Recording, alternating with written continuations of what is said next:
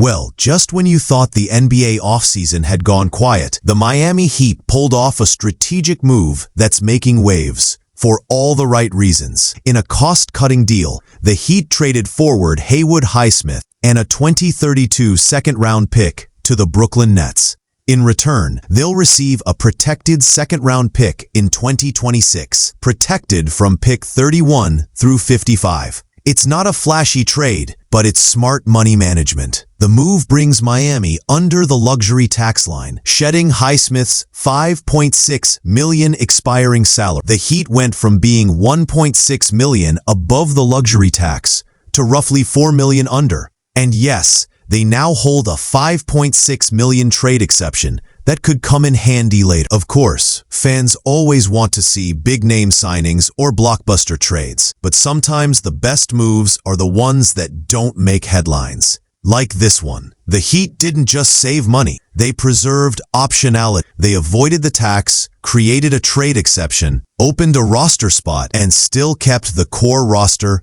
untouched. For a team that's always lurking around the playoff picture, that matters. It's the kind of strategic decision-making that has defined the Heat's front office under Pat Riley and Andy Ellisberg. Calculated, precise, and always one step ahead. Financially, this move also speaks to how teams are adapting to the NBA's new salary cap environment. The new CBA introduces harsher penalties for teams that spend big and stay over the apron. You're seeing a shift across the league. Teams want to avoid long-term tax commitments unless they're title contenders. For Miami, this reset puts them in a better place to make future moves without restrictions. They've managed to stay competitive while also being fiscally responsible, and that's a tough balance to strike in today's game, especially when the margin between contenders and pretenders is razor thin. So, what should Heat fans expect next? Likely a minimum signing to bring the roster up to 14 players.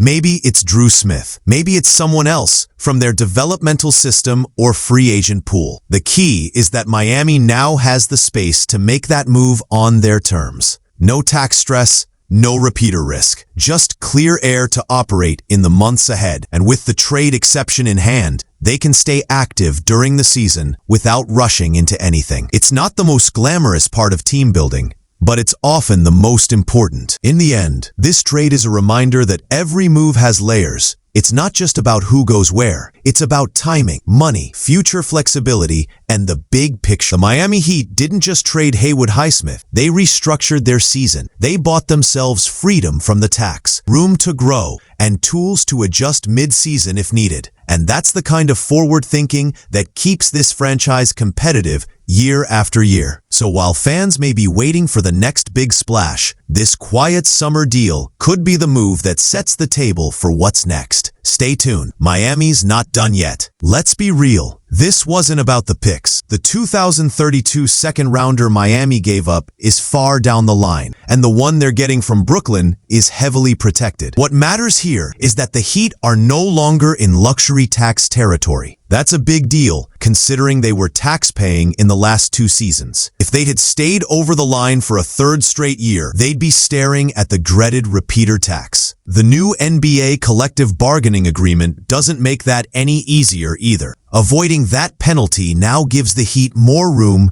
to maneuver financially and plan for future moves without getting buried in tax bills. So what exactly is the repeater tax, and why are teams scrambling to avoid it? Well, it's a penalty that kicks in when teams exceed the luxury tax threshold in 4 out of 5 seasons. The result? Much higher tax rates on every dollar you spend above the limit. The Heat already crossed that line the past 2 years, so this was the perfect time to reset. Trading Highsmith now, before the season even starts, ensures they avoid triggering it again this year. Plus, it gives them flexibility to operate during the season without being stuck financially. Miami's front office just showed once again they're playing chess, not checkers. One side effect of this deal is the Heat's roster situation. By not taking back a player in the trade, the team now sits at 13 standard contracts, 2 short of the league maximum. According to NBA rules,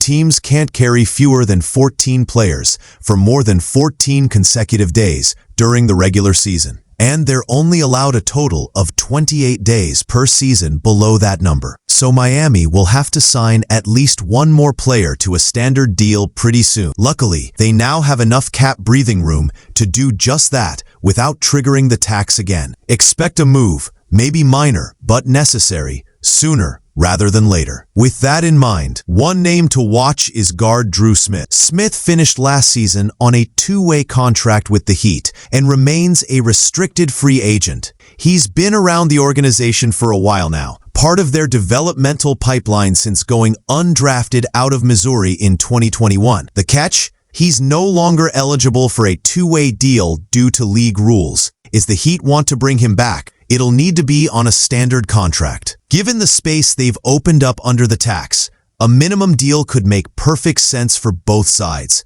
It also helped them meet the roster minimum comfortably. With that in mind, one name to watch is guard Drew Smith. Smith finished last season on a two-way contract with the Heat and remains a restricted free agent. He's been around the organization for a while now, part of their developmental pipeline since going undrafted out of Missouri in 2021. The catch? He's no longer eligible for a two-way deal due to league rules. If the Heat want to bring him back, it'll need to be on a standard contract. Given the space they've opened up under the tax, a minimum deal could make perfect sense for both sides. It also helped them meet the roster minimum comfortably. And let's talk about that trade exception the Heat created by sending Highsmith to Brooklyn, worth $5.6 million.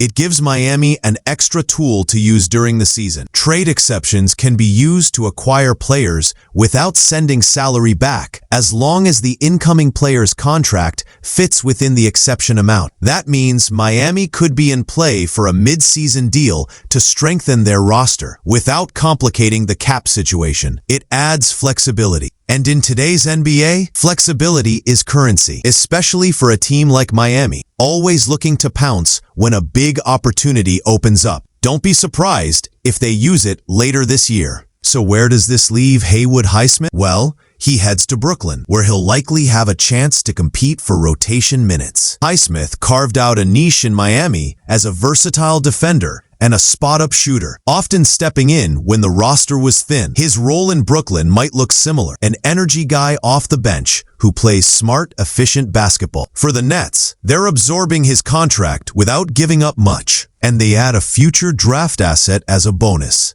It's a win-win move for both sides, depending on how you look at it. And for Highsmith, it's a new opportunity in a system that needs depth. Let's not forget, the Heat are still coming off back-to-back first-round playoff exits. While this move isn't a splashy acquisition, it's part of a bigger reset. Miami's core remains intact. Jimmy Butler, Bam Adebayo, and now Norman Powell, who came over in last month's trade. But clearly, the front office is thinking beyond just this year. By getting under the tax now, they position themselves to be aggressive next offseason without the burden of repeater penalties. It's a smart way to stay competitive while managing the long-term health of the franchise. And in today's league, balancing competitiveness with cap flexibility is the name of the game.